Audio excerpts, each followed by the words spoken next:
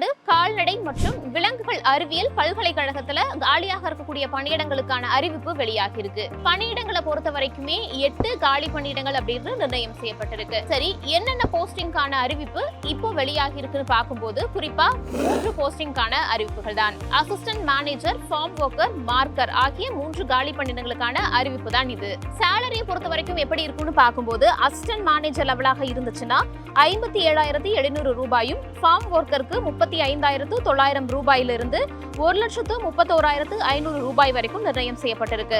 அதே மாதிரி மார்க்கர் பணியிடங்களை பொறுத்த வரைக்குமே ஊதியமாக 15,700 ரூபாயில இருந்து 58,100 ரூபாய் அப்படின்னு நிர்ணயம் செய்யப்பட்டிருக்கு. உங்களுக்கு விருப்பம் இருந்துச்சு அப்படின்னா கீழே தெரியுற இந்த வெப்சைட் குள்ள போயிட்டு உங்களால அப்ளை பண்ணிக்கவும் முடியும். இந்த பணியிடங்கள் குறித்தான அதிக தகவல்களையும் இதுல இருந்து நம்ம பெற்றுக்க முடியும்.